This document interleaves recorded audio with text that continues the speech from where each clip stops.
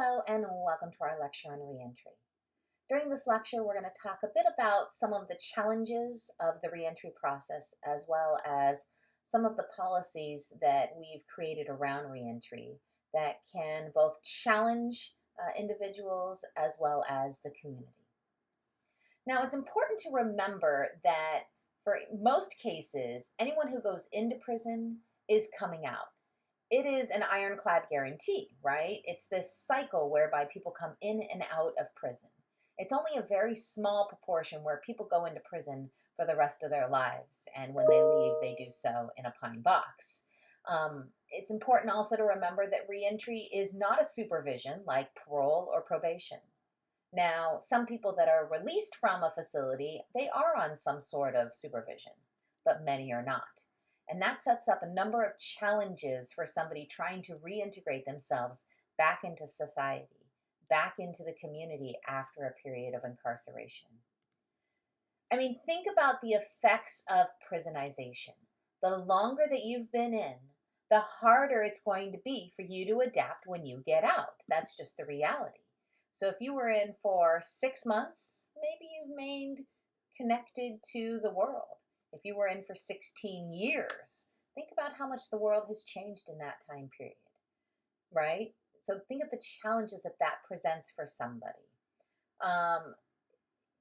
And that also impacts the longer that they've been in, impacts that if they are on some types of supervision, it makes it all the more difficult, right? Because somebody is generally prone to return to a criminal lifestyle because of the effects of prisonization and the challenges that exist for them when they're coming out.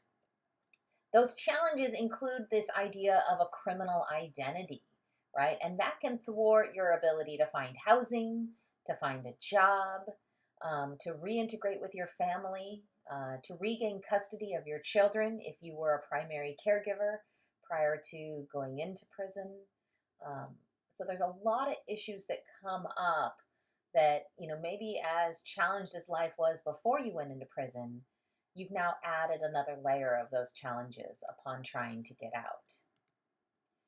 And that effect of disenfranchisement not only affects the individual, but it affects entire communities, right? If you talk about the inability to employ large populations, if you're talking about even the effects of the loss of, say, voting rights or the loss of benefits, how that impacts broader policies in our societies, how that affects the voice that people have on these policies.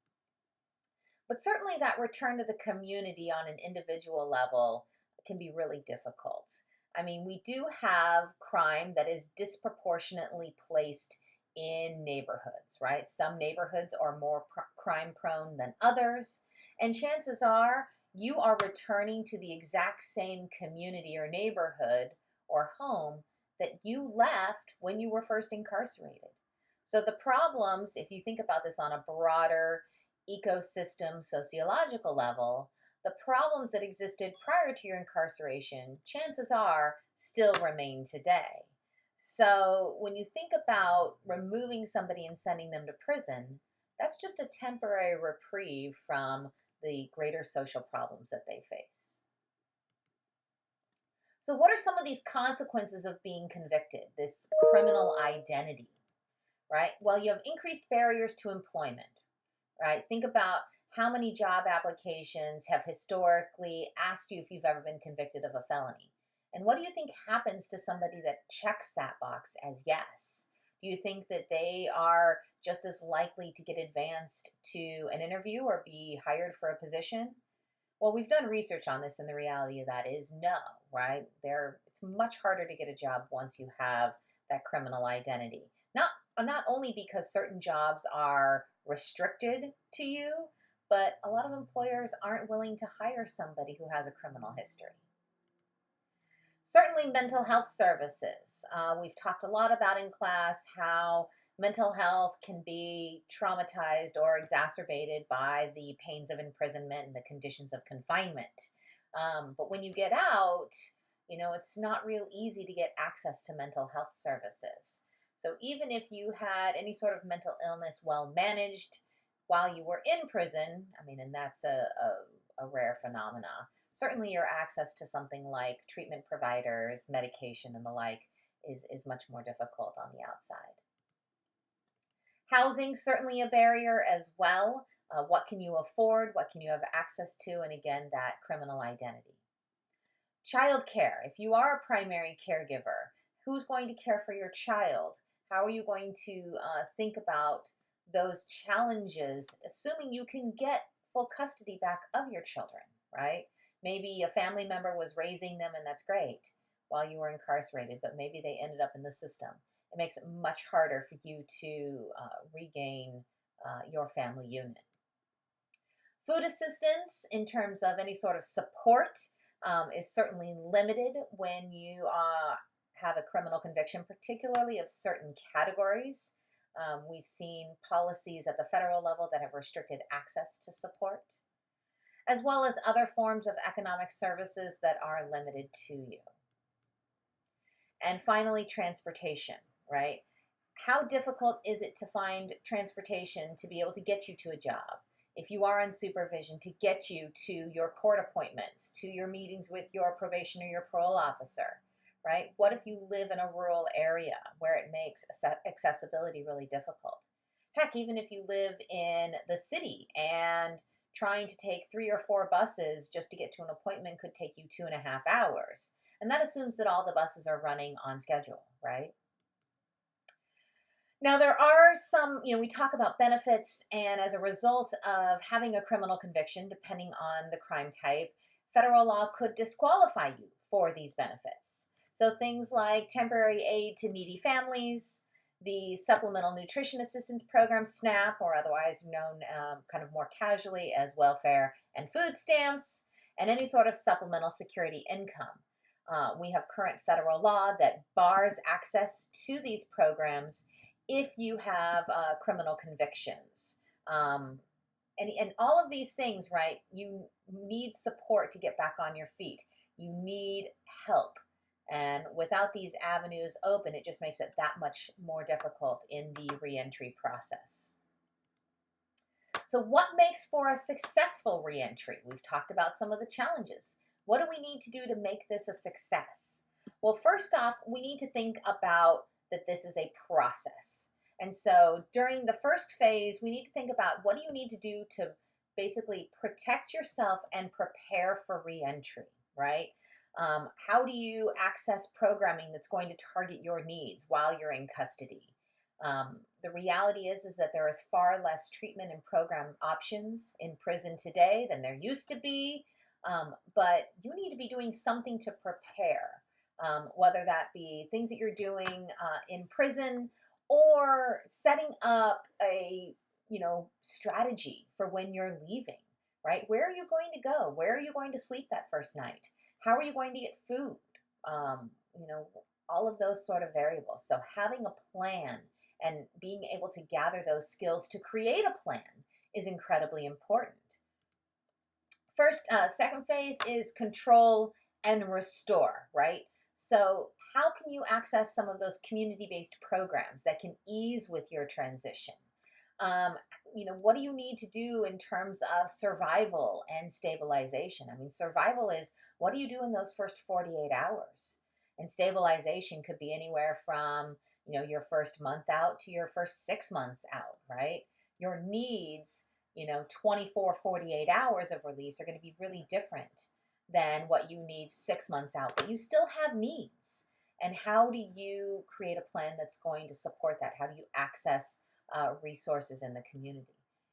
And finally, how do you sustain and support your reentry, right? Such that any sort of long-term support programming, again, designed to help make you self-sustainable so that you don't need or want to go back to a criminal lifestyle, right? In order to be successful early on in stage 1, right, we have to make sure that offenders know that there are programs available that can support and how to access them, right? You kind of have issues in those first couple of days, that first week. It's really difficult to get back on track if you don't have a plan from the beginning, right?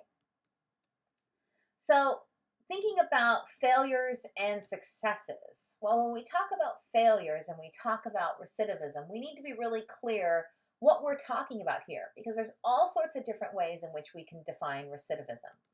We can talk about it in the sense that maybe somebody committed a new offense, they've been rearrested for a new crime. Or maybe they had a technical violation of their probation or parole, right? They didn't report to their officer. They haven't been able to secure a job. They aren't participating in programming. These are all things that are not new offenses, but because they're in supervision, they can be grounds for revoking one's probation or parole, sentencing them back to a period of incarceration, right? So, new crime versus technical violation. And then the question here is really, how long does somebody have to remain in a crime free lifestyle in order for something to be considered successful? Is it 1 year? Is it 3 years? Is it the rest of your life? Right? How do we define success? Generally speaking, we look at 1 and 3 year marks in terms of talking about success in recidivism, right? Particularly in terms of any generation of new offenses, um, technical violations. That's kind of a whole other story because these are things that, again, if you weren't on supervision, well, you would never be known to authorities. You would never have any challenges in that way. But having that supervision actually adds that extra layer of surveillance. So, in conclusion, we need to acknowledge that reentry can be incredibly difficult and that there's a lot of need for support in this area. Um, it's important to acknowledge that work in corrections is premised on this idea that people can change. Sure, people can change if they have the right support, if they have the right programs that are targeted towards their needs and meet them at the place that they are. But there's so many things that could go wrong just in that statement, right? That making sure that you have the right program, the right treatment option at the right time for the right individual. So I want to ask you, what do you think are some of the most difficult challenges of reentry? Where do you think the greatest struggles are for individuals transitioning from a period of incarceration back to the community? And what would you do to ease this transition? Thanks for listening.